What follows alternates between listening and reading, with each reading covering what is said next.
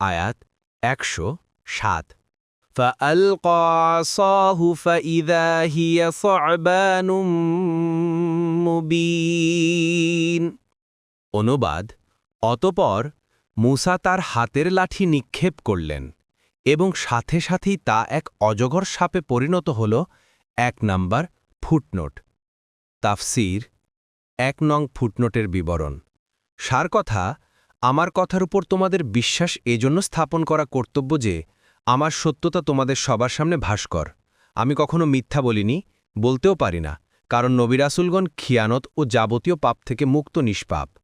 তাছাড়া শুধুমাত্র তাই নয় যে আমি কখনো মিথ্যা বলিনি, বরং আমার দাবির সপক্ষে আমার মজিজাসমূহ প্রমাণ হিসেবে রয়েছে। সুতরাং এসব বিষয়ের প্রেক্ষিতে তোমরা আমার কথা শোনো এবং আমার কথা মানো। বনে ইসরায়েলকে অন্যায় দাসত্ব থেকে মুক্তি দিয়ে আমার সাথে দিয়ে দাও। কিন্তু ফিরাউন অন্য কোনো কথাই লক্ষ্য করল না, মজিজা দেখবার দাবি করতে লাগল এবং বলল, বাস্তবিকই যদি তুমি কোনো মজিজা নিয়ে এসে থাকো তাহলে তা উপস্থাপন করো, যদি তুমি সত্যবাদীর অন্তর্ভুক্ত হয়ে থাকো। মুসা আলাইসাল্লাম তার দাবি মেনে নিয়ে স্বীয় লাঠিখানা মাটিতে ফেলে দিলেন, আর অমনিতা এক বিরাট অজগর সাপে পরিণত হল। সয়বান বলা হয় বিরাটকায় অজগরকে, আর তার গুণবাচক মুবিন শব্দ উল্লেখ করে বলে দেওয়া হয়েছে যে সেই লাঠির সাপ হয়ে যাওয়াটা এমন কোনো ঘটনা ছিল না যে যা অন্ধকারে বা পর্দার আড়ালে ঘটে থাকবে, যা কেউ দেখে থাকবে, কেউ দেখবে না।